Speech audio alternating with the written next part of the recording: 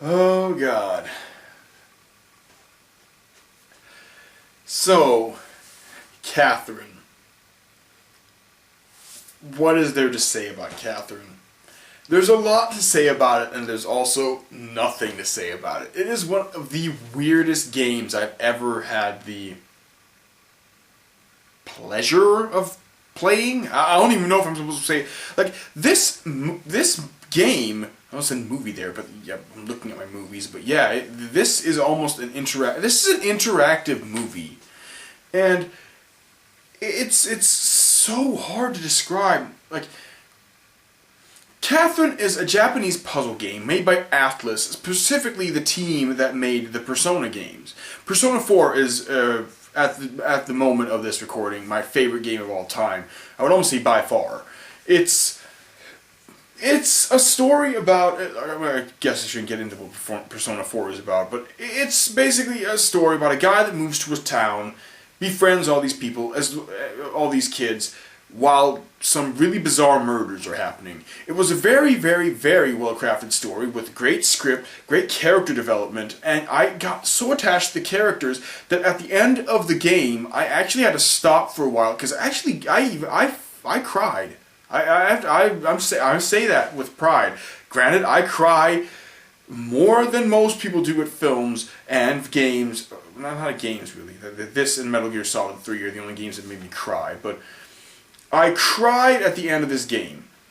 Metal Gear Solid got a tear, but this game actually made me feel streaks of tears like pour down my face, because I felt so bad knowing that no matter what happened, I would never see these characters that I actually cared about again. I would never get new dialogue from them. I would never be able to update on what was going on. They were forever lost for me in a way, and that was, I guess I would want to say the equivalent of that in, like, literature at least, is Harry Potter. Characters that I care so much about that when one of them dies, I mourn them in a way that is as close to how you can mourn as close to mourning a real person as any fictional character can be. But therefore, Catherine was one of my most anticipated games when I heard about it last year. Like, oh, wow, from the Persona developers? Then it must be good. And, oh god, this game is so hard to talk about. I guess I should just start by saying right away, this game, I have a hard time saying it's good or bad. I got the deluxe edition, which comes in a pizza box from the bar where the main character Vincent spends most of his time. It comes with a pillowcase, a t-shirt, some underwear, an art book, and a soundtrack. And I really like the bizarre stuff you get with it, even though the only thing that really works is the t-shirt. That's the only one I feel like I might be able to use, even though I'm probably not going to. In fact, wait a second. Okay.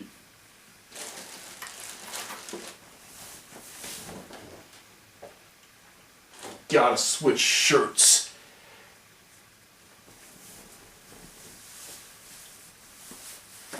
Okay, there we go. So just gotta get that down so you can see what I'm wearing. Half empty! Man boobs! Yeah. So, this game is so bizarre. As a game, this game is super frustrating.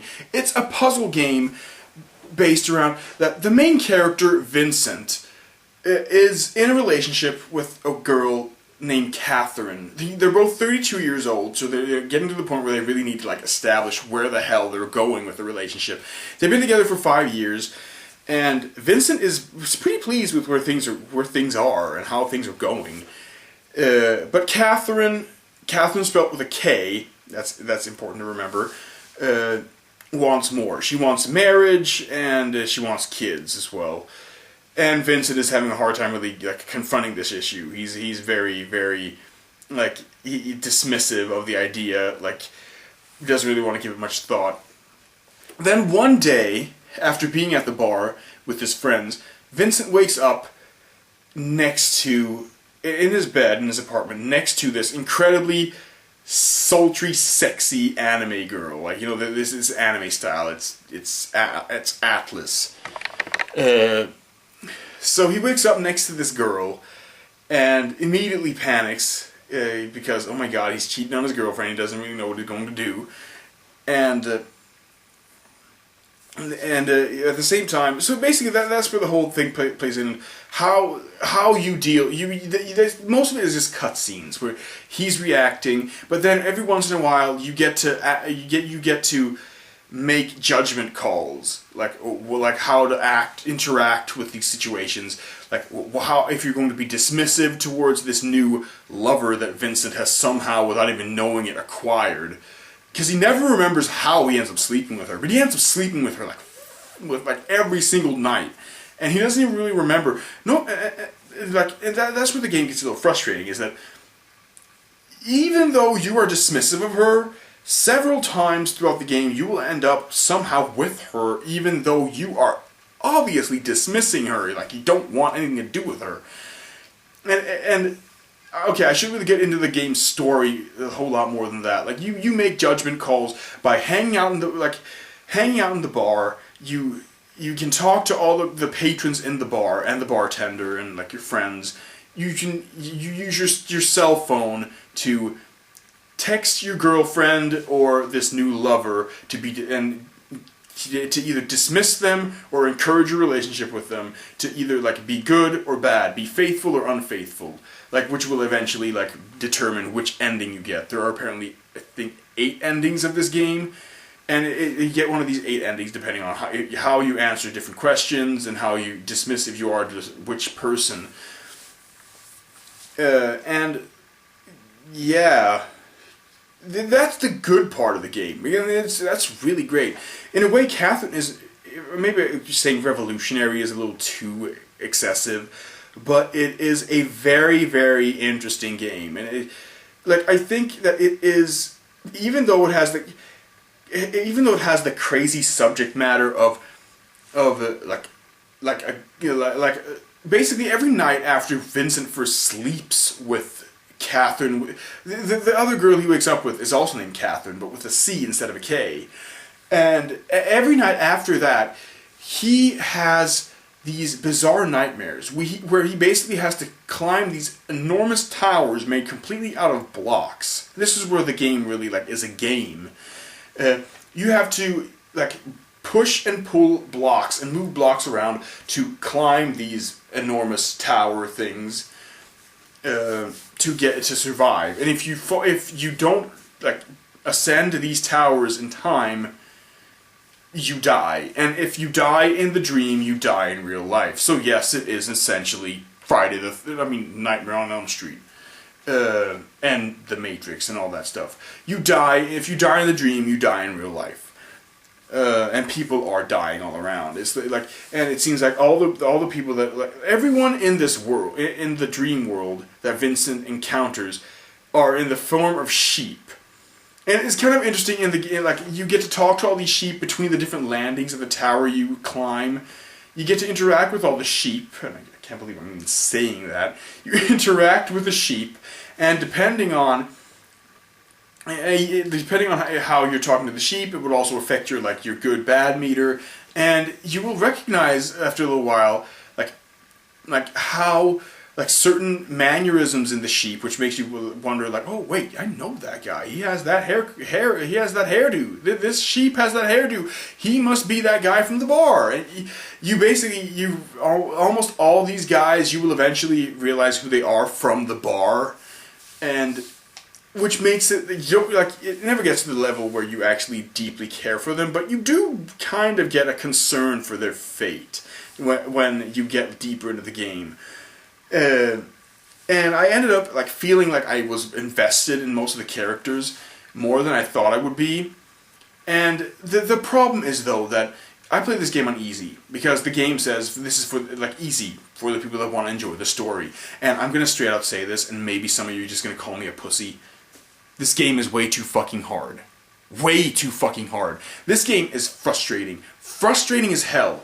after I got past the I think it's about 8 or 9 days, like with puzzles, and every day, like after you get by past the 5th day, I use YouTube on every single puzzle, basically, except the really easy ones. There are ironically, some of the easier puzzles are towards the end of the game, but there are some segments in this game which are so frustrating that I just felt like I'm hard pressed for time. I've got, like, I'm not kidding, hundreds of movies that I haven't seen that I feel like I need to watch. I've got I've got a copy of Cars 2 that I need to review. I need to review for a website.